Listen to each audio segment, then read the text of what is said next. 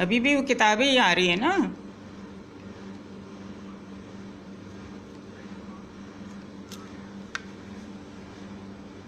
चेहरा नहीं आ रहा, मुझे किताबें ही दिख रही हैं अपनी।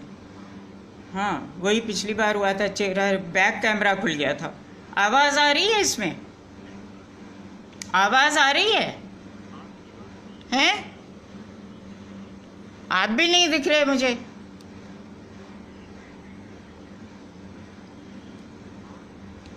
तो वो कैमरे में मगर वो नहीं, मैं दिख नहीं रही हूँ। किताबें ही दिख रही हैं ना। अगर मैं इसको उल्टा करती हूँ, अभी दिख रही हूँ मैं? नहीं होगा। आप दिख रहे हैं। आपका वो छोटा सा मुझे दिख रहा है, और सिर्फ आवाज आ रही है, वो कैमरा नहीं चल रहा है।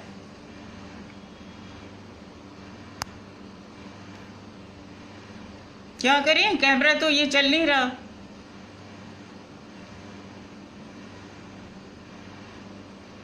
क्या करें इसको? हेलो?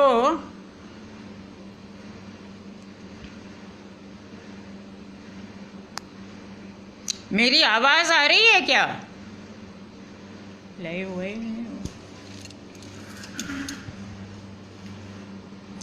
मेरी आवाज आ रही है क्या? कुछ नहीं हो रहा। हेलो?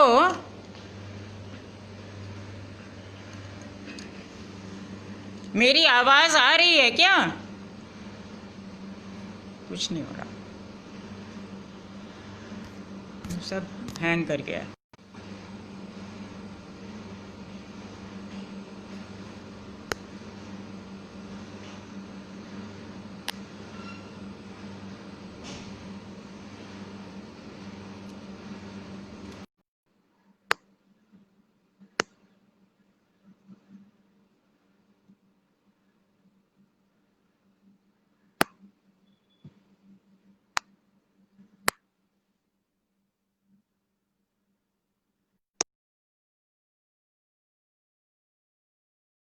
क्या आ जा रहा है? Broadcast pause, broadcast pause.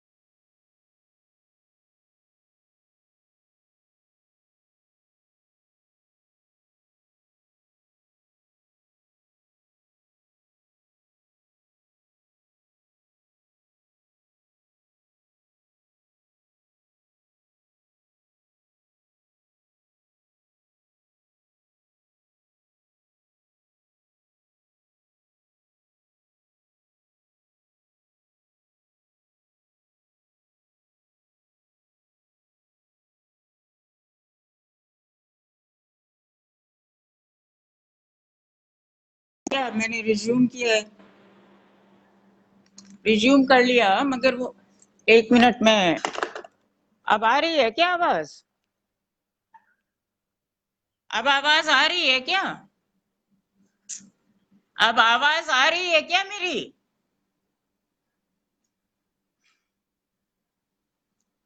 मेरी आवाज आ रही है क्या? कुछ नहीं हो रहा। हेलो?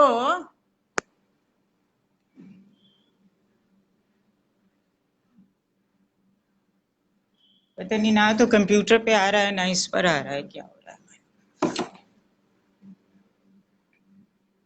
आवाज आ रही है, चेहरा आ रहा है।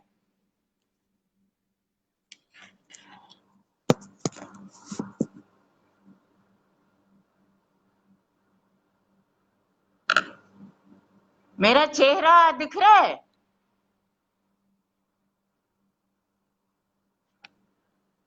मेरा चेहरा दिख रहा है?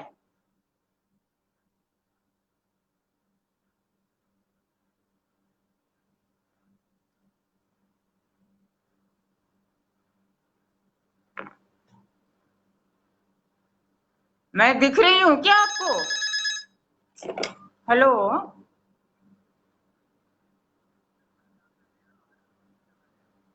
क्या हो रहा है? आवाज आ रही है उस पर क्या? तो मैं पढ़ देती हूँ कहानी, और क्या करती हूँ।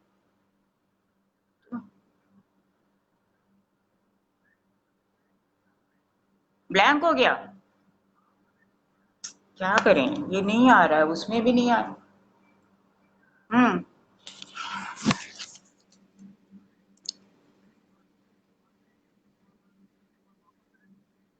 देखती हूँ।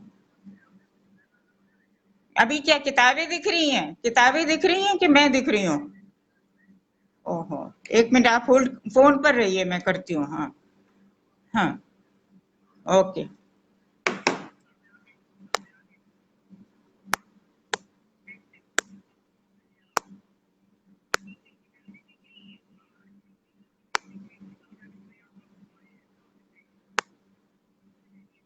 क्या हो रहा है ये पता नहीं, आई डोंट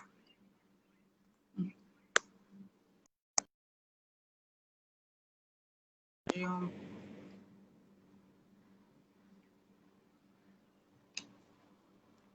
इसका वो रिज्यूम तो कर दिया मैंने, अब आ रही है क्या? हैं? आवाज आ रही है? हेलो, आवाज उस पर आ रही है? चेहरा नहीं दिख रहा ना?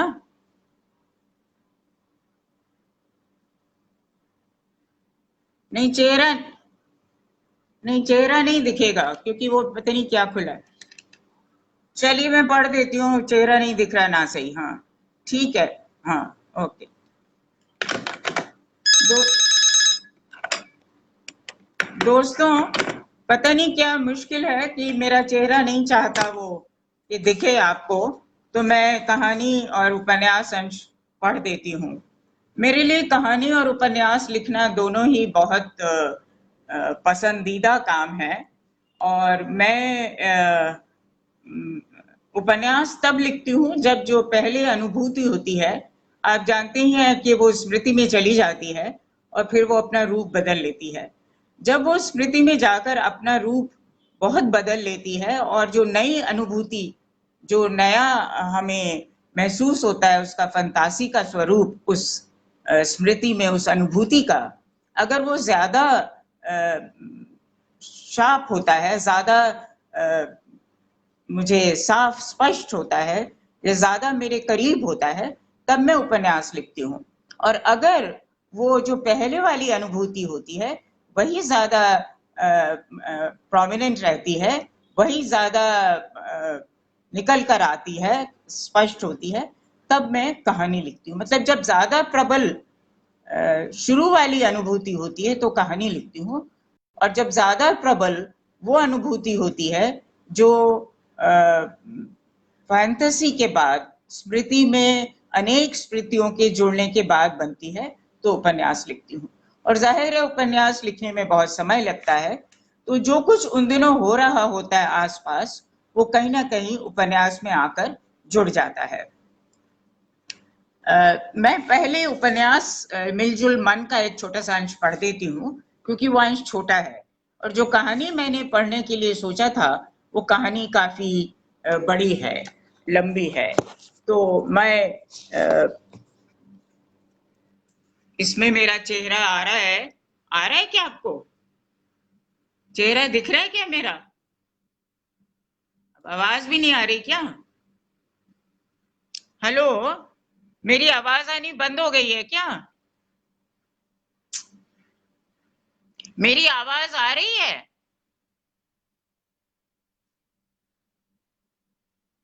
हेलो।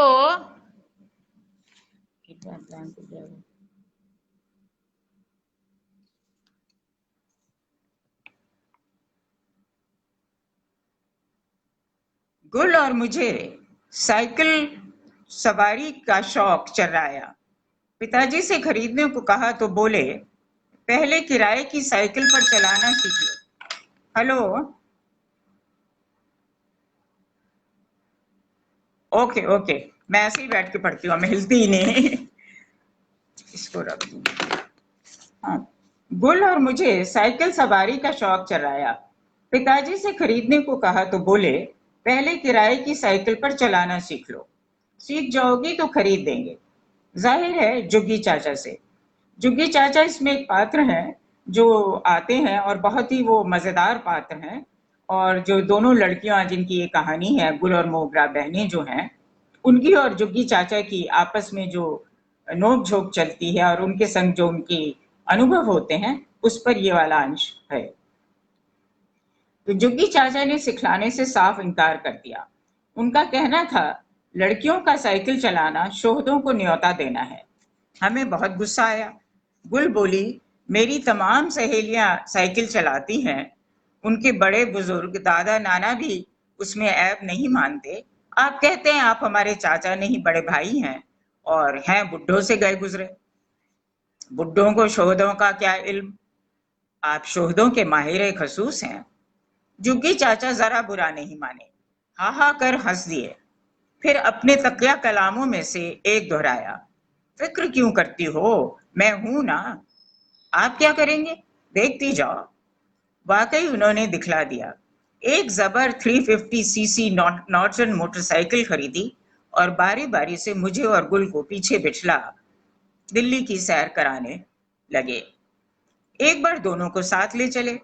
आगे चालक की सीट पर चाचा, पीछे की गद्दी पर खूब घेरदार गरारा पहने गुल और वो दोनों की पीछ घुसी भिची मैं पूरी पिछली गद्दी पर न पूरी अगली पर। मैं पहना करती थी स्कर्ट ब्लाउज, तो कम से कम जगह में ठूसी जा सकती थी।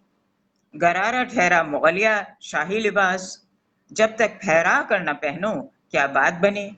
जुग्गी चाचा को मेरे स्कर्ट ब्लाउज पहनने से ऐतराज क्यों ना था, बाद में समझा। उनकी नजर में वो सेक्सी पोशाक नहीं थी, यानी शोधों की दिलचस्पी उसमें नहीं हो सकती थी।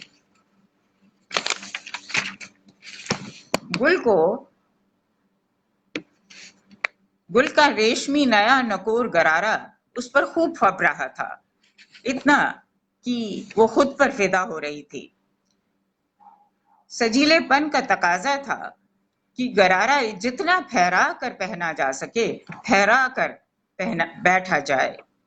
सड़क पर चलते नौजवानों की निगाहें उस पर टिक आहे भर रही होंगी, इसमें ना उसे शुबा था न मुझे। जुग्गी चाचा ने नई नई मोटरसाइकिल खरीद चलानी सीखी थी, इसलिए पूरा ध्यान चलाने पर था, वरना उस दिन 2-4 शोहदे पिट कर रहते। पर वहां कुछ और हादसा घट गया। फहराते गरारे का एक सिरा पिछले पहिए में जा फंसा, उसके साथ मिल फिरकनी सा घूमने लगा। गरारे के पहुंचे से घेर काफी था और मोटरसाइकिल की रफ्तार बेहद धीमी। तभी तभी चलानी सीखी थी ना, इसलिए रफ्तार 350 सीसी की कैफियत से मेल नहीं खाती थी। फिर भी गरारा कब तक लोहा लेता, आखिर चीन बोल गया। जब नेफे तक पहिए की गिरफ्त में आ रहा तो कटी पतंग की मानिंद गुलमोहर को पिछली सीट से खींच जमीन पर ला गिराया। जुग्गी चाचा बोले, हमने पहले ही कहा था मोटरसाइकिल पर बैठने की तमीज नहीं है, साइकिल क्या चलाओगी। गुल को चेहरे के बल पट बड़ा देख मेरा रोना निकल गया। उन्होंने डांट कर कहा, चुप रौंदू, गिरी वो है, तुम क्यों रो रही हो। मैं और जोर से रोकर बोली, गुल मर गई है। चाचा उसे उठाने को झुकते, उससे पहले वो खुद उठकर बोली, मरे तू, नया का नया गरारा फाड़ कर रख दिया इस शैतान के चरखे ने। मुंह पर खरोंच भी है, मैंने कहा। सुनते ही गुल ने बेतहाशा रोना शुरू कर दिया। बोली, अब मेरा क्या होगा। होना क्या था, खरोंच ही है, ऐसी क्या मुसीबत आ गई। मेरा चेहरा बिगड़ गया। मैं बाबा जी से शिकायत करूंगी, देखना वे क्या खबर लेते हैं आपकी। कहेंगे लड़की का मामला है, चेहरे पर दाग आ गया तो अच्छा दूल्हा कैसे मिलेगा। पागल हुई है।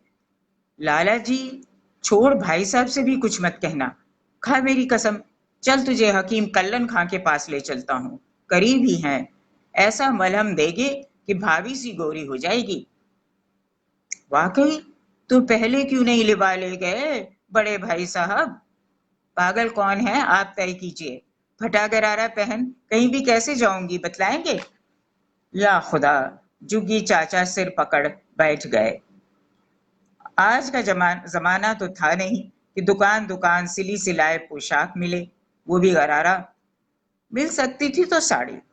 उन्होंने तजवीज रखी कि वे एक साड़ी खरीद लाते हैं, गुल उसे कुर्ती और गरारे के ऊपर बांध ले। पर गुल अपना जोगर बनाने को किसी हाल तैयार नहीं हुई। कहा, यहाँ सड़क पर? चाचा फिर सिर थाम बैठ गए। तब मैंने अक्ल लगाकर कहा कि क्यों ना हम एक साड़ी और एक लंबी बरसाती खरीदें। बरसाती से ढककर गुल को हकीम कल्लन खां के घर ले जाए। घर के भीतर वो चाहे तो साड़ी बांध ले या खरोंच पर मलहम लगा बरसाती में घर पहुंच ले। तजवीज सुन पहले गुल ने खींच कर एक घूंसा मेरी पीठ पर जमाया, पर गुचुग्गी चाचा के बार बार मेरी अक्ल की दाद देने पर बरसाती पहन हकीम जी के घर जाने को राजी हो गई। उस रजामंदी में कुछ हाथ लाचारी का था और कुछ लालच का, कि वाकई हकीम कल्लन ऐसा मरहम दे दें जिससे चेहरे का रंग माँ जैसा हो रहे। साड़ी हमने बात के लिए मुलतवी कर दी। गर्दन से टखनों तक मर्दाना बरसाती में लैस गुल हकीम जी के यहाँ पहुंची तो उनकी सवालिया नजर का ऐसी खा जाने वाली निगाह से जवाब दिया कि उन्होंने सोचा लड़की पर चुड़ैल आई है और उसे उतरवाने अजब भेष में लाया गया है।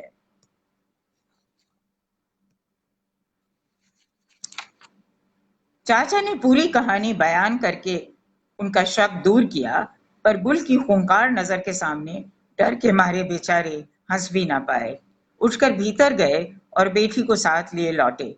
उसने एक सेकंड में हमारी उलझन सुलझा दी। बोली, इसमें क्या है, मेरा बुर्का पहनकर बीवी को घर ले जाइए, बाद में जुगी चाचा लौटा लाएंगे।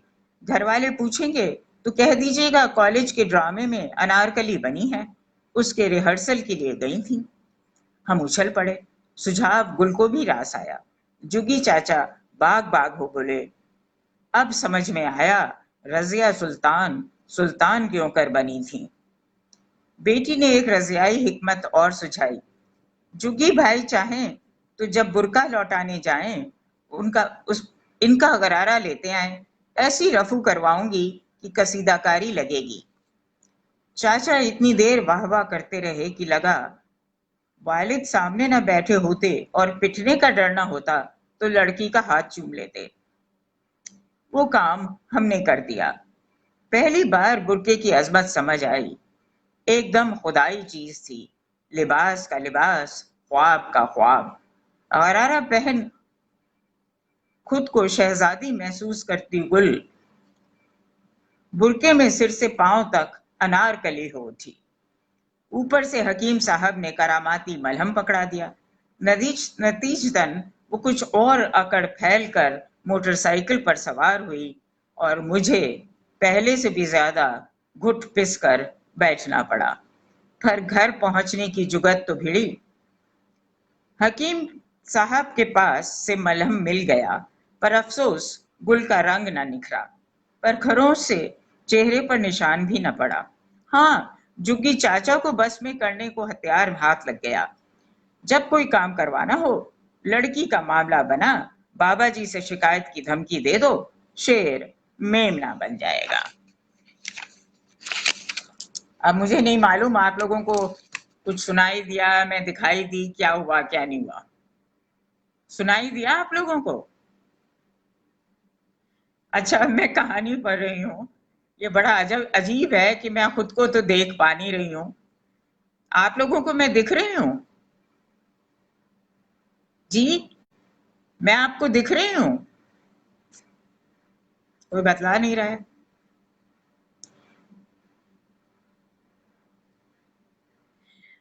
अच्छा, ये मैं दूसरी कहानी पढ़ रही हूँ।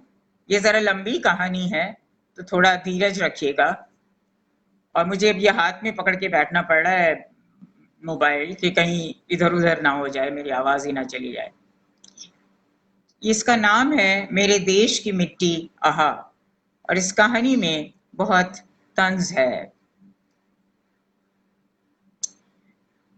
हवा ठंडी नहीं थी न साफ, धूल मिट्टी से भरी थी, फिर भी खाट पर लेटी लल्ली को भली लग रही थी। हेलो, अच्छा ठीक। और चेहरा भी दिख रहा है?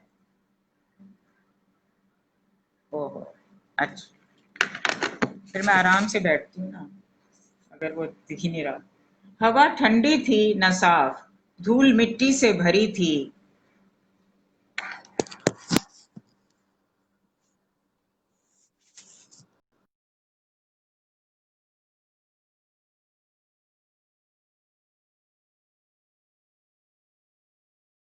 जूम करना पड़ता है, कंटिन्यू, बड़ी मुश्किल है, वो सामने रख दो हट जाता है। हवा ठंडी नहीं थी न साफ, धूल मिट्टी से भरी थी, फिर भी खाट पर लेटी लल्ली को भली लग रही थी, इसलिए कि उसमें धुआं नहीं था। उसने लंबा कश भरकर हवा खींची।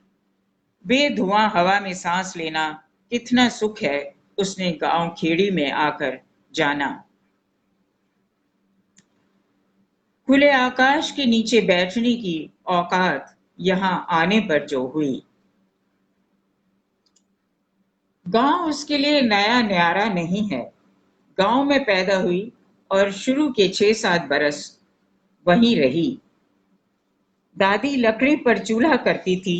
गीली गीली होती तो कुछ धुआं उठता था, कुछ देर सांस लेनी मुश्किल हो जाती, पर साथ में जो बास आती बड़ी मनभावन होती। दादी के मुक्के से भी वही मोहिनी गंध आती थी, और धुआं बस जरा मरा, बीड़ी की तरह नहीं कि पिए कोई और कसैलापन भुगते कोई। वैसे जैसे शहर में, पर लाख बीड़ियां मिलकर भी उतना धुआं नहीं पैदा करती जितना वहां के ट्रक, बस, स्कूटर पल भर में छोड़ देते थे।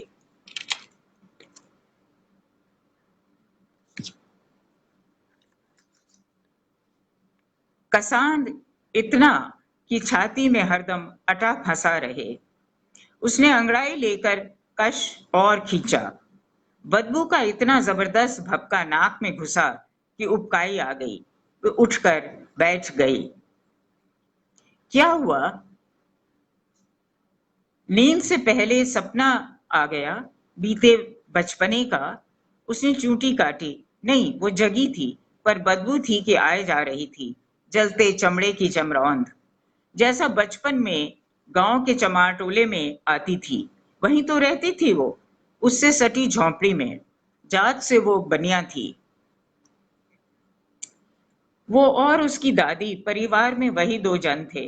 माँ बाप तो खैर रहे ही होंगे, नहीं तो वो जन्मती कैसे? पर कब थे कब नहीं रहे, होश नहीं था। दादी उनका किस्सा कम कहती, खेत द्वार लुटने का ज्यादा। अपनों ने ही लूटा हमें लल्ली अकेली जानकर, क्या क्या प्रपंच न किए। गांव की बस हम 2 ही तो थे, तू और मैं। बस्ती के बाहर, बस्ती के आखिर में ये कल्हड़ बचा था, जिस पर ना बोया जाए ना चरा, सो यहाँ झोपड़ी डाल ली। एक तो ऊसर, ऊपर से बगल में चमार टोला। इस कारण बनियों बामनों ने की लार इस पर ना टपकी, और हम बचे रहे। नहीं तो लल्ली पांव तले धरती हड़पने को बदन का चाम भी खींच लाचे हमारा। लल्ली के बदन के रोंगटे खड़े हो जाते। चाम खींचना क्या होता है वो अच्छी तरह जानती थी, पर जब तक दूसरे जनावरों का खींचे, उनकी खुशहाली में फर्क नहीं आता था। असल में चमार खुशहाल तो दादी खुश। उसके हुनर के वे ही गाहक थे। दूसरों के खेतों में बुवाई कटाई के अलावा दादी के पास पैसा कमाने को 2 हुनर थे। पुरानी रुई को धुन धुनाकर ऐसी टुकाऊ बंडियां बनाती कि एक छोड़ 2 शीत गुजार लो, और चिकनी मिट्टी से ऐसे मनभावन खिलौने बनाती और ऐसा लुभावना रंग उन पर पोतती कि शहर के हाट में पहली खेप में बेच लो। चमार टोले के लड़के शहर ले जाकर बेच आते तो कमाई हो जाती। गांव का ऊंचा तबका घना नाराज रहता। बनिया होकर चमार टोली की कांख में रहने गई। ऊपर से उनकी टहल करके कमाई की। लड़की बड़ी हो ले तो देख लेंगे, धर्म के नाम पर बुढ़िया के चंगुल से बाहर निकालनी होगी। पर बुढ़िया खासी चंट निकली।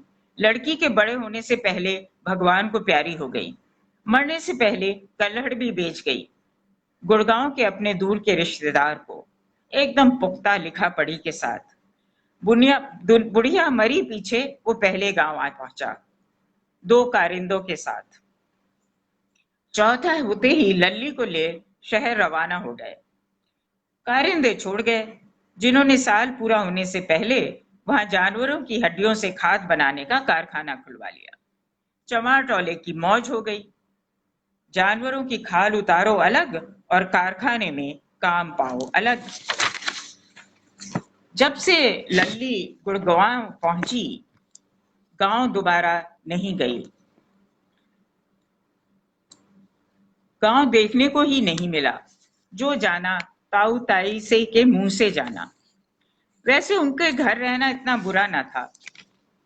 अब दादी की नाई प्यार मनोहार तो वो करने वाले नहीं थे, ना सजा सवाकर उसे सजा संवार कर शहरी मेम बनाने वाले थे।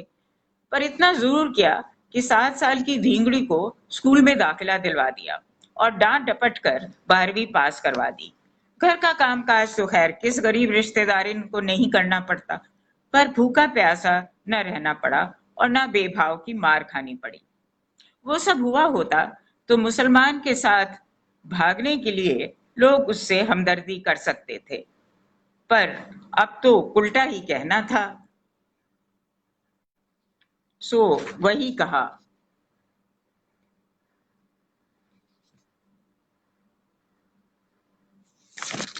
वो हो नहीं रहा है, सामने वाला कैमरा पता नहीं क्यों हो नहीं रहा है ऑन। क्या हो रहा है मैं नहीं जानती हूँ, इसलिए आप कहानी सिर्फ सुना ही सकती हूँ। सुनना चाहें तो सुन लें, नहीं तो आप कह दें, मैं बंद कर दूंगी। सुनाओ कि नहीं?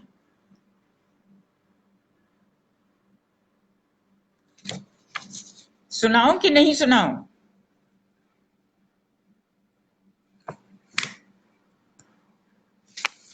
समझ नहीं आ रहा क्या। हुआ यूं कि इधर 12वीं पास लल्ली की उम्र 20 पर पहुंची, उधर घर की ब्याहता बेटी। हेलो, अच्छा, अब वो नहीं दिख रही हूँ, मेरे समझ में नहीं आ रहा क्या करूं उसके लिए। और लोग दिख रहे हैं, बल्कि आप भी नहीं दिख रहे हैं। अच्छा ठीक है, ओके। अच्छा फिर मैं आराम से कंटिन्यू करती हूँ, नहीं तो मैं परेशान हो रही हूँ। हाँ, अभी भी सुन रहा है ना, सुन रही है ना, मेरी आवाज आ रही है ना? तो मैं आराम से बैठ के पढ़ती हूँ फिर। हुआ यूं कि इधर 12वीं पास लल्ली की उम्र 20 पर पहुंची, उधर घर की ब्याहता बेटी स्वर्ग से धार गई। 12 और 14 बरस के 2 मासूम बेटों को पीछे छोड़ गई और पति बेचारी की उम्र कुल 45। दूसरी शादी तो तुरंत फुरत होनी ही थी, पर ताऊ ताई को फिक्र लगी कि सौतेली माँ बेटों का ख्याल रखेगी भी कि नहीं। सो पुरानी परंपरा का सहारा ले 13वीं होते ही लल्ली से जमाता का रोकना कर दिया। तय हुआ कि 3 महीने के भीतर शादी की रस्म पूरी कर दी जाएगी। लल्ली को बुरा नहीं लगा। जीजा खासा हट्टा कट्टा और खाता पीता था, रोबीला, पुलिस या हवलदार। अधेड़ था या जवान, इस बारे में उसने सोचा ही नहीं। वो क्या जानती जवानी क्या होती है। गांव में थी तो 7 साल की लड़की को गांव वाले भले धींगड़ी कहते रहे, वो दादी की गोद की बच्ची ही बनी रही। शहर आई तो स्कूल और घर के काम के बीच इतना वक्त ही नहीं मिला कि जवानी के बारे में सोचे। घर में रहने वाले ताऊ ताई दादी से कुछ ही कम बूढ़े थे। जवानी के नाम पर जो देखा, इन्हीं जीजा जीजी को बच्चों समेत। घर में आते तो उत्सव सा छाया रहता, जिसका उत्साह उसे भी छू जाता। अब बिना जीजी का जीजा उसी उत्सवी माहौल को अपने में समेटे उसके दिलो दिमाग में उतरा। शादी की बाबत उसकी राय किसी ने नहीं पूछी, पर रस्में होनी शुरू हुई तो पता चल गया कि उसकी मंगनी हो रही है। बिना बतलाए ये भी जान लिया कि वो जवान हो गई। सब कुछ आराम तसल्ली से निमट लेता अगर तभी संयोग से जीजावर का तबादला गुड़गांव न हो जाता। जाहिर था कि वो अपनी भूतपूर्व और भावी ससुराल में ही आकर टिकता जब तक क्वार्टर न मिल जाता। होने वाली बीवी के नाते उसे भी बैठक में बुलाया जाने लगा। जिस पुलिसिया को अब तक सिर्फ देखा था, अब देर तक सुनना भी पड़ा। बोलता वो खूब था, मजमून हमेशा एक ही रहता, कैसे मार मार कर पेशेवर मुजरिमों को उसने सच उगलवाया। जीजावर के रसिक बखान में उसका सबसे प्यारा जुमला बार बार सुनकर लल्ली का बदन थर थर कांपने लगता, मतली उठाती और वो गश खाकर गिर पड़ती। मार मार कर खाल उधेड़ दी, चबर चबर खाते वो कहता और अट्टहास करके फिर चस चस चबाने लगता।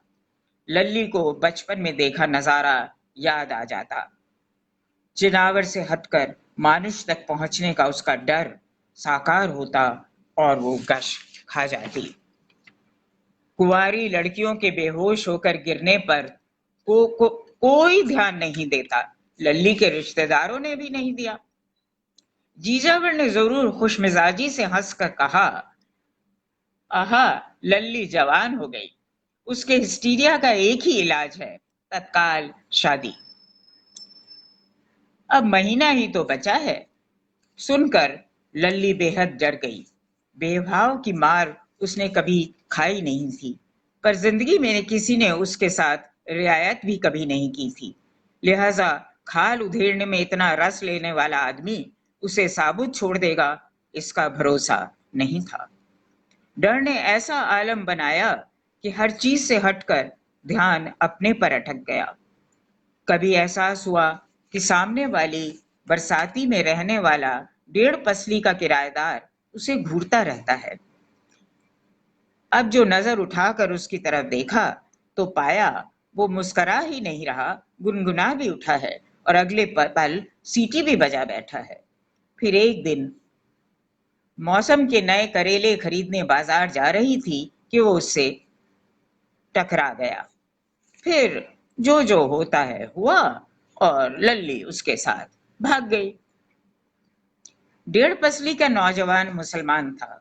उसे तब पता चला जब दिल्ली शहर पहुंच निकाह पढ़वाने वो उसे मौलवी के पास ले गया और उन्होंने कलमा पढ़वाकर उसे लैला बनने को कहा। तब जिंदगी में पहली बार उसकी राय पूछी गई। मौलवी साहब ने जब पूछा, निकाह से तुम्हें इकरार है या नहीं, तो नई नई बनी लैला डबल खुशी के मारे लहोलुहाट हो गई। पहली खुशी ये कि 1.5 पसली मिर्च मसाला कूटने की दुकान में क्लर्क था। किसी की खाल उधेड़ने लायक न उसकी सेहत थी न औकात। दूसरी ये कि लैला बनने के साथ ही उसकी रजामंदी भी पूछी जाने लगी। लैला बनी लल्ली दिल्ली शहर के खारी बावली इलाके की एक तंग गली में जा बसी। जिस मियानी में शौहर के साथ घर बसाया, उसके ठीक नीचे गली में से मिर्च मसाले सूखते कुटते पिसते छनते थे। धुआं उड़ाते फटफटियों में लटकर साबुत माल आता और पिसा माल जाता था। मिर्च मसाले की धांस, पत्थर की कोयले की अंगीठियों का धुआं और कचरे के ढेरों से उड़ती सरांध मिलकर वो समा बांधती कि चमरौंध पानी भरे। शादी का मतलब बंद कमरे में धुआं धांस और सड़न सहना मानकर लैला संतोष से जी रही थी कि सैया को गांव में रहने वाले माँ बाप याद आ गए। सालाना छुट्टी के 7 दिनों में वो उसे वहां लिवा ले गया, यानी गांव खेड़े। गांव पहुंचकर पता चला कि शौहर की पहली पत्नी मौजूद थी, जिसे तपेदिक की बीमारी थी और बरस भर का छोकरा भी था। एक से ज्यादा बीवी का होना खुदा पाक की मंजूरी से था और बच्चे का होना कुदरत की दुआ से। सो अपनी हिरास को पेट में दबा लैला जैसे रहती आई थी, रहती गई। तभी एक राज और खुला। पसली मर्द की 1.5 हो चाहे 2.5, वो पुलिसिया हो चाहे चाकर, बीवी की खाल उधेड़ने का जश्न हर कोई मना सकता है। 2-4 दिन के त्योहार के बाद समझ में आया उससे शादी इसीलिए की होगी क्योंकि पसली चली पहली बीवी को की खाल पर जश्न मनाने से कातिल होने का डर था। अजीब बात यह हुई कि जब हफ्ते बाद लैला दिल्ली लौटी तो रह रहकर उसे खेड़ी गांव याद आता रहा। जब जब सांस धसके में बदल कर छाती में अटकती, उसे गांव खेड़ी में खुलकर सांस लेना याद आ जाता। मन में चाह उठती कि काश वहीं रह पाती।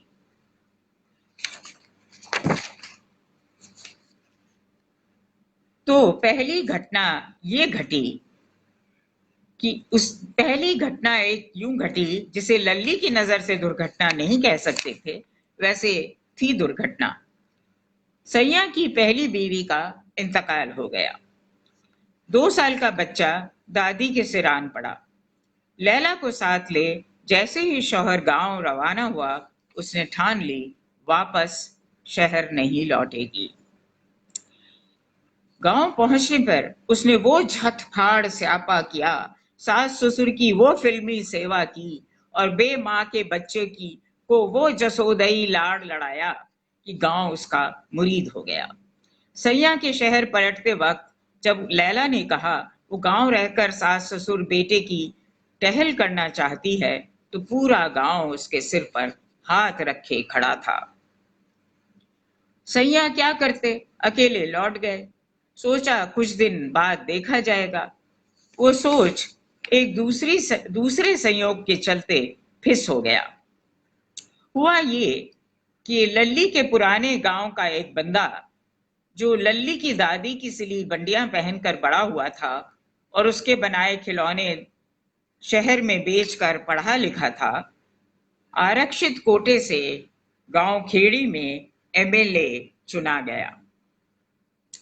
उसका पड़ाव गांव खेड़ी में हुआ तो लल्ला का लल्ली रूप उसके सामने आ गया। बनिया की बेटी के मुसलमान बनने और खास मुसलमानों के गांव में आ बसने के भीतर उसे खासा राजनीतिक मुनाफा नजर आया। झटपट लैला गांव की साथिन मुकर्रर कर दी गई। अब भला शौहर उसे काहे शहर बुलाता, पक्की आमदनी तो गांव रहकर होनी थी, साथ में परिवार की टहल भी हो जाती। दूसरी बीवी लाने की मनाही थी नहीं, सो उसने शहर में अपना बंदोबस्त कर लिया।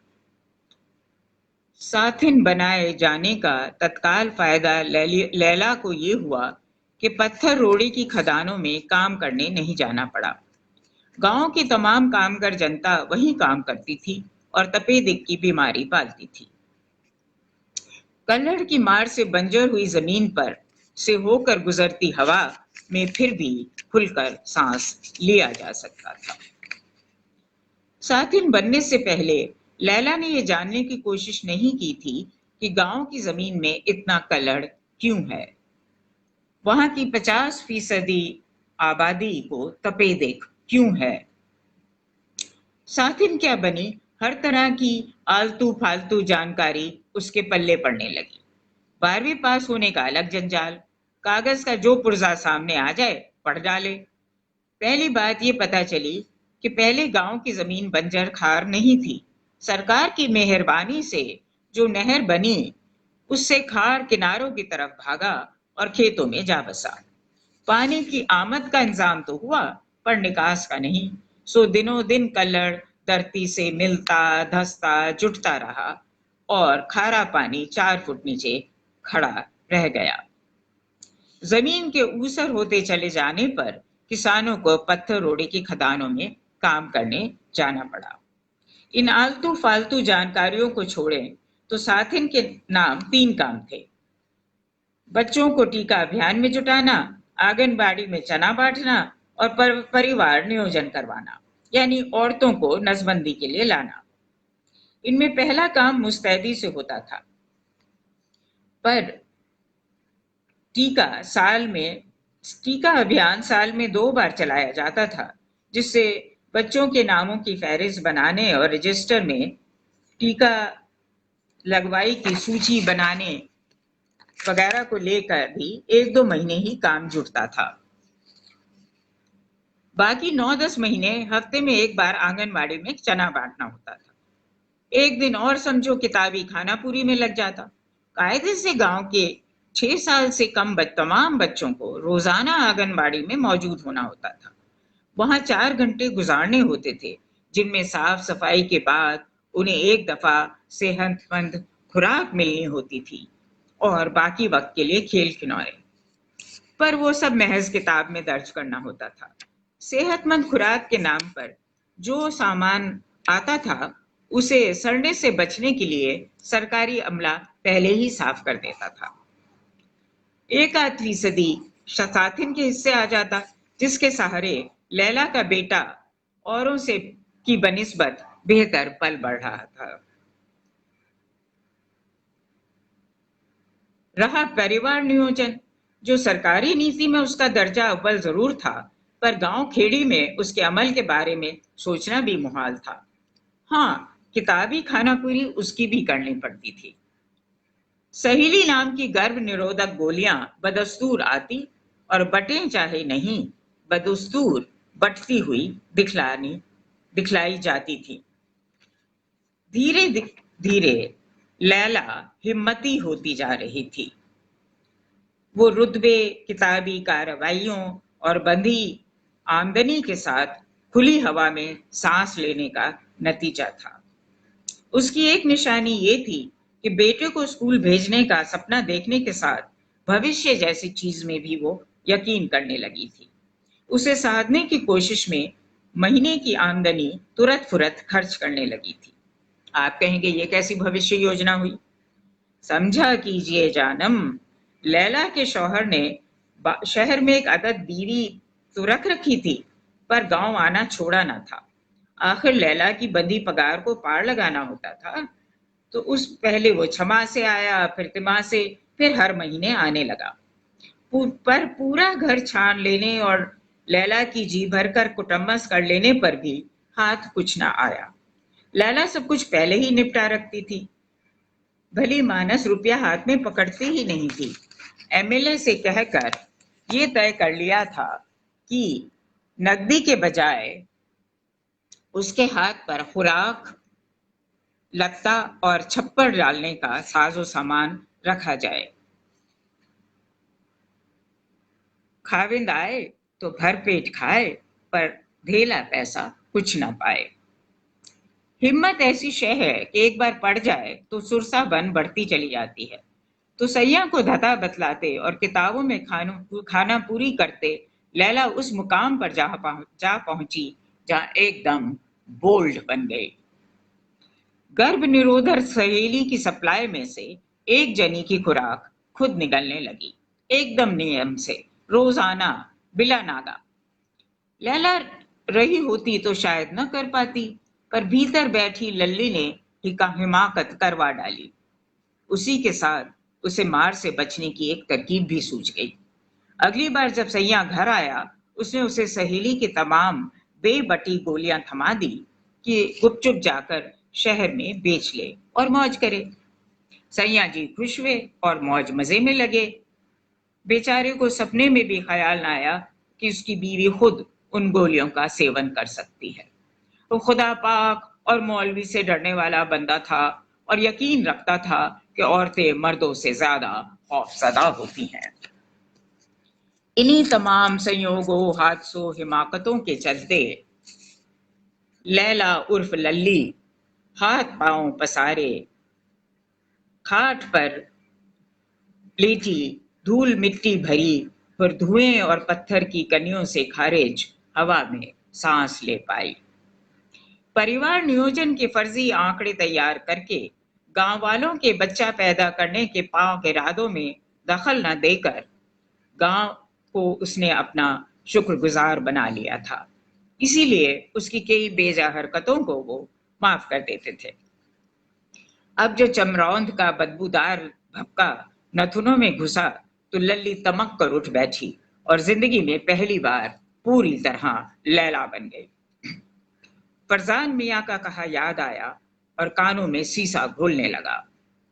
कल ही तो कह रहे थे, लगा दिया ना ससुरों ने जानवर की खाल खींच हड्डियों से खाद बनाने का कारखाना यहाँ पर।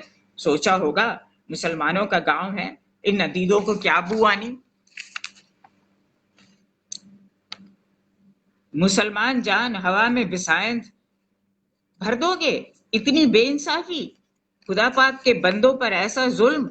हवा में पत्थर की कनियां भरकर सिंख कुछ या तपेदिक की बीमारियां सरकार खुद बख्शती थी, इसलिए पूरी तरह से धर्म निरपेक्ष थी। हिंदू मुसलमानों को यकसा पकड़ती थी।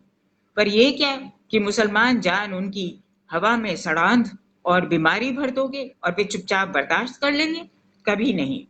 गांव भर की मीटिंग बुलानी होगी और कारखाना बंद करवाने की राह तलाश करनी होगी। सीधी डगर न हो तो टेढ़ी ढूंढनी होगी। इतनी नीति की बात तो औरत मर्द सब जानते रहे हैं, श्री कृष्ण से लेकर इंदिरा गांधी तक। पर वो जानती थी मीटिंग बुलाने का काम औरत जात नहीं कर सकती। तब क्या, अपना एमएलए तो मर्द था। एमएलए कुछ ज्यादा ही मर्दानी ऐठ में आ गया। बोला, साथिन का काम है परिवार की देखरेख और नियोजन। हवा, बीमारी, सड़ांध जैसे ऊंचे सरकारी महकमों में उसका दखल वाजिब नहीं। अरे मर मेरी बला से, गांव में मर्दों का टोटाना है और एमएलए हम हरदम तो गांव में बैठा नहीं रहता। लैला ने सत्य बचन महाराज कहकर उसे खातिर जमा करवा दी और उसके शहर जाने का इंतजार करने लगी। वो गया और लैला दुपट्टे से मुंह से पूरी तरह ढांप कर फरजान मियाँ के पायताने जा बैठी। फुसफुसा कर बोली, एक राज की बात कहनी थी। वो ये कि टीका लगाने को आए कंपाउंडर नर्स आपस में बतिया रहे थे कि ये जो बिसायंद गांव में छोड़ी जा रही है उससे तपेदिक या ब्रोंकुच की बीमारी और फैलेगी। यह भी कि पहले हड्डी का चूड़ा बनाने वाला कारखाना हिंदुओं के गांव में लगने वाला था, पर बामन बनियों ने जोड़ तोड़ करके यहाँ लगवा दिया। मैंने जो सुनी कह दी, अब आप जाने और गांव के बाकी मर्द। फरजान मियाँ का खून पहले से खौला पड़ा था।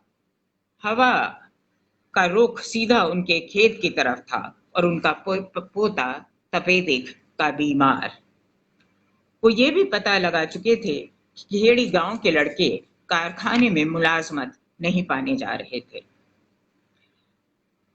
नौकरी मिल रही होती तो कोई ताकत गांव वालों को कारखाने के खिलाफ न जाने देती, पर अभी जो हालात थे उनमें कारखाना बंद करवाने की हवा बनाई जा सकती थी।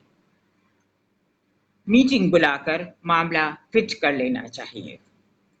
एक पंचायत नुमा शय हर गांव में होती है, खेड़ी में भी थी। सो कह सुनकर फरजान मियाँ ने मर्दों की मीटिंग बुलवा ली। साथिन होने के नाते लैला को सिर मुंह ढांप कर एक कोने में बैठने की इजाजत मिल गई। मीटिंग शुरू हुई तो देखा गया कि एक हंसमुख अजनबी जवान आकर दूसरे कोने में बैठ गया। तुम कौन? पूछे जाने पर बोला, कारखाने का दुश्मन। नापसंद हो तो चला जाओ। पंचों ने ना कहा ना हाँ। नौजवान उकड़ू सा बैठा रहा। लंबे अभ्यास से सदी अदा के साथ लैला ने दुपट्टे में नामालूम सी फांक करके ढके मुंह की झलक नौजवान को दिखला दी और आंख मटकैया भी कर ली। नौजवान हंसा और पसर कर बैठ गया। घंटों मीटिंग चलने के बाद गांव के मर्द इस नतीजे पे पहुंचे कि एमएलए की मार्फत सरकार को अर्जी दी जाए कि मुसलमानों पर जुल्म ना करे और कारखाना खेड़ी गांव से दूर ले जाए। ये प्रस्ताव सुनकर अजनबी इतनी जोर से हंसा कि लोगों को महाभारत का बब्रुवाहन याद आ गया। हंसी लैला की भी निकल गई। ये क्या गुस्ताखी है, फरजान मियाँ ने फटकारा तो नौजवान इतना संजीदा हो गया कि बेहद खूबसूरत लगने लगा। फर्श तक झुककर सलाम करके उसने हंसी के लिए माफी मांगी और बोला, हम आप खुशकिस्मत हैं जो आजकल हर जगह प्रदूषण और पर्यावरण की चर्चा चल रही है। ऊपर से इलेक्शन होने वाले हैं। अरे मैं जानता हूं अभी होकर चुके हैं, पर आजकल हर महीना 2 महीना, साल 2 साल में हो जाते हैं। खुदा पाक के रहमो करम से बड़ी नेमत क्या है सिवा इसके कि इंसान को खुदा ने अक्ल भी बख्शी है। हम आप सब जानते हैं कि आज के जमाने में हर बीमारी का एक ही नुस्खा है, पैसा। कारखाना हटवाना है तो पैसा लगाना होगा। 2000 जमा करो और प्रदूषण के नाम पर मजिस्ट्रेट की अदालत में केस ठोक दो। रुपए उसकी नजर करो और फैसला अपने हक में करवा लो। किस्सा खत्म। अब गांव वालों के हंसने की बारी थी। 2000 गांव भर की फेरी लगाकर 200 ना जमा होंगे। डकोर शंख 2000 की कह रहा है। बावला नहीं, भेदिया है, किसी ने कहा, और मारो मारो की आवाज उठने ही वाली थी कि नौजवान ठसके के साथ बोला, दुश्मन हूं कारखाने का, भेदिया नहीं। बावला भले कह लो, प्रदूषण रोकने की दीवानगी चढ़ी है सिर पर। पैसों की किल्लत को जानता हूं, पर आप जो जां बख्शी का कौल भरे तो ऐसा पैसा उगाने की तरकीब बयान कर सकता हूं। नौजवान इतने बांकपन से हंसा कि गांव के लड़के उसके साथ हंस दिए और नौटंकी के अंदाज में बड़े बूढ़ों से कहने लगे, हाँ जी, दे दो जां बख्शी। नौजवान पूरे कदबुद में उठ खड़ा हुआ। क्या जवां मर्द था, पुलिस या जीजावर जैसा रुबीला और सेहतमंद, ऊपर से जवान और खूबसूरत। लैला की सांस ऊपर की ऊपर अटक गई। पेट में चाहत की वो मरोड़ उठी कि लगा गश खा जाएगी। नौजवान बेहद संजीदा आवाज में कह रहा था, सबसे पहले बतला दूं कि मैं मुसलमान हूं और मेरे अब्बा जानी मौलवी हैं। सरकार ने यहाँ कारखाना खोलकर मुसलमानों से जो नाइंसाफी की है, उसकी मुखालफत करने में भी हम इंसाफ परस्ती से काम लेंगे, क्योंकि हम मुसलमान हैं और हमारे लिए इंसाफ ईमान जितना मानी रखता है। इंसाफ कहता है कि जब रिश्वत सरकार को देनी है तो पैसा भी सरकार से वसूल करना चाहिए। सो कैसे? रास्ता साफ है। अब दिल थाम कर और गुस्सा ताक पर रख कर इत्मीनान से बात सुनिए। बिना ट्रेनिंग लोगों को सरकार सिर्फ एक काम का पैसा देती है, तुरंत नसबंदी करवाने का। अगर हमारे 10 बुजुर्ग अपनी औरतों को नसबंदी के लिए ले जाएं, तो फी औरत 200 रुपए के हिसाब से 2000 जमा हो जाएंगे।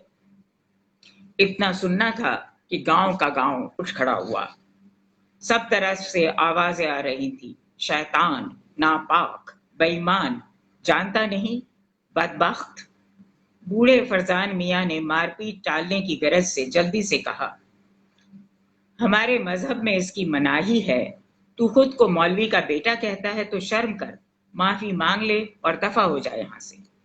नौजवान कड़क कर बोला, मैं अल्लाह ताला के नुमाइंदे मौलवी साहब का फर्जंद सच्चा मुसलमान हूं। मजहब की हुक्म अदूली करने को नहीं कह रहा। मजहब की हुक्म अदूली करने को नहीं कह रहा। आपने मतलब का लफ्ज सुना ही नहीं। बुजुर्ग, मैंने कहा था 10 बुजुर्ग।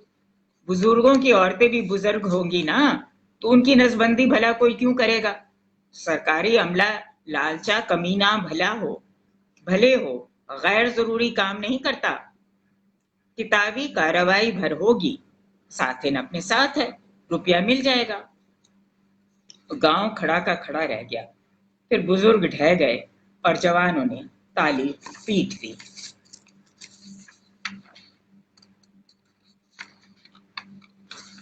हाँ, लैला ने दुपट्टा और कसकर लपेटा, गर्दन और झुकाई और धीमी आवाज में बोली, मैं कुछ कहूं? सनाका छा गया। मर्दों की मीटिंग में औरत की आवाज। फरजान मियां सबसे पहले उभरे। याद किया कि भेद वाली बात औरत जात में ही बतलाई थी और उसकी मदद के बिना बिना पैसा भी मिलने वाला नहीं था। सो कहा, बोल। 10 जनियों को एक साथ ले जाने पर साथिन को कमीशन मिलता है, 20 को ले जाने पर इनाम भी। आजकल परिवार नियोजन महीना चल रहा है, सो मैं आसानी से 20 जनियों का पुर्जा बना लूंगी। 1000 उस पर मुझे मिलेगा। अपने हिस्से का चौथाई बाकी सब दें तो 1000 और हो जाएगा।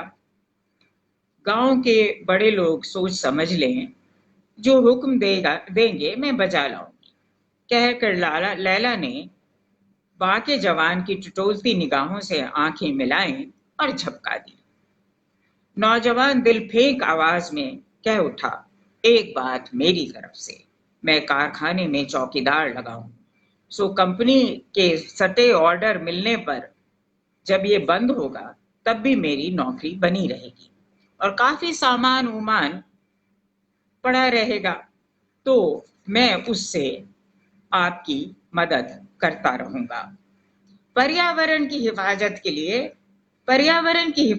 के लिए मैं कुछ भी करने को तैयार हूं। योजना कामयाब हुई और कचहरी से मिले स्टे ऑर्डर के तहत कारखाने में ताला लग गया। अगला 15 अगस्त आया तो खेड़ी गांव की साथिन को मुसलमानों से परिवार नियोजन करवाने वाली पहली मुसलमान औरत होने के नाते राष्ट्रपति से समाज सेवी नंबर 1 का खिताब मिला। पर 10 दिन भी ना बीते होंगे कि कानो कान खबर उड़ गई कि लगे हाथों लैला ने अपनी भी नसबंदी करवा ली है, वरना शौहर के नियम से गांव आने के बावजूद पेट से ना हुई होती। अगली मर्तबा सैया गांव आया तो हर भले मानस ने कान में बात डाल दी। फिर तो 1.5 पसली में वो जोर समाया, लैला की वो धुनाई हुई कि रूई होती तो निक्की अच्छी रजाई बन लेती। धुनते धुनते सैया की पसली जवाब देने लगी। तब आव ताव देखना छोड़ फुतकार उठा, तलाक तलाक तलाक। लल्ली ने अपने मौला का लाख लाख शुक्र अदा किया कि एक ही जिंदगी में उसे लल्ली से लैला बनने का मौका मिला। बदन की चोटों को क्या था, वक्त के साथ ठीक हो जानी थी, पर यूं फौरी तलाक लल्ली बनी रहती तो किस विध मिलता। तो लैला ने अब बाके जवान को मौलवी साहब के पास भेज दिया।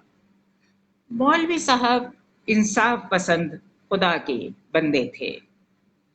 नौजवान का बाप उनका हमजुल्फ न भी होता तो वे वही कहते जो तब कहा। लैला को सबूत देना होगा कि उसने नसबंदी नहीं करवाई। खुदाई सबूत तभी मिल सकता था जब लैला के बच्चा पैदा हो। बच्चा तभी हो सकता था जब कोई मर्द उससे निकाह करने को राजी हो। बाका जवान फौरन राजी हो गया। साल पूरा होने से पहले लैला ने मां बनकर दिखला दिया। पहले शौहर की पहली बीवी के बेटे को भी पहले की तरह अपनी औलाद की तरह साथ रखा। पता नहीं गांव शर्मिंदा हुआ कि नहीं, पर उससे डर कर जरूर रहने लगा। सहेली की बेबटी गोलियां अब दूसरा शौहर शहर में बेचने लगा। इन दरमियानी किस्म की बातों में से अलग एक बड़ी बात भी हुई। वो ये कि दूसरे खाविंद ने अपनी सनक नहीं छोड़ी। उसकी खाटी तरकीबें रंग लाती रहीं। आसपास प्रदूषण कम होने लगा और पर्यावरण सुधरता नजर आने लगा। इतना कि अगले बरस जब विश्व बैंक के अमरीकी नुमाइंदे हिंदुस्तान आए तो उन्हें गांव खेड़ी ले जाया गया। गांव से ज्यादा वे बाकी नौजवान से मुतासिर हुए। उनके होठों पर उसका नाम आना था कि देश प्रदेश की राजधानियों में उसके चर्चे चल निकले। अब खबर ये है कि अगले इलेक्शन में उसका एमएलए बनना तय है।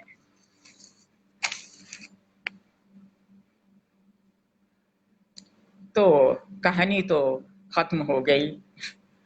अब मैं आप लोगों से माफी मांग लूं कि भाई पता नहीं क्या मुसीबत हुई है कि मेरा चेहरा आप नहीं देख पाए।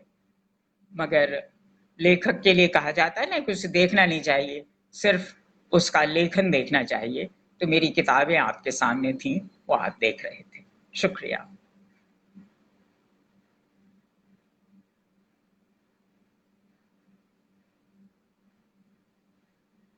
क्या करें, अब बंद कर दें?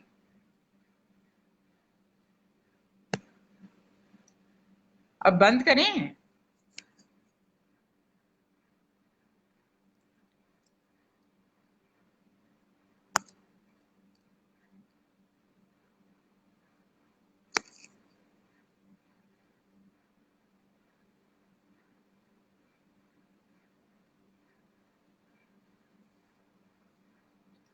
अब बंद कर दूं अर्पण कुमार जी?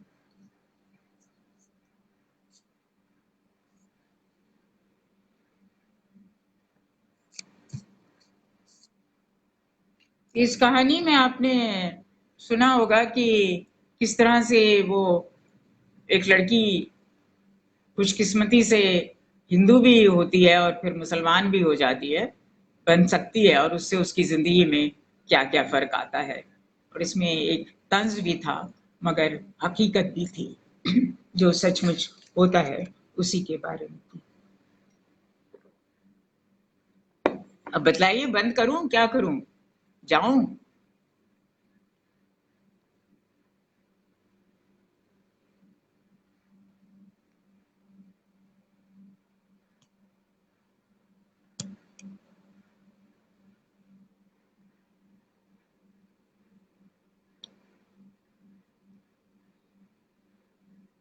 क्या अब बंद कर दूं इसको मैं?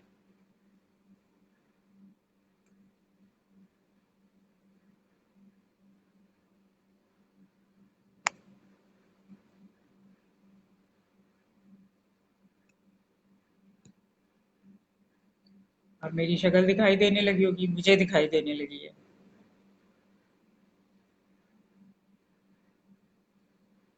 अब बंद कर दूं? हेलो? हाँ, बंद कर दूं? अच्छा, ठीक है। नहीं, मगर बहुत ही मुझे दुख हो रहा है कि इस तरह से हुआ, कैमरा क्यों नहीं ऑन हुआ, समझ ही नहीं आया। अब मेरी शक्ल मुझे दिख रही है, आपको नहीं दिख रही होगी। हाँ, पता नहीं क्या हो रहा है। हाँ। हम्म, अच्छा, शुक्रिया। चलिए, अच्छा, ओके।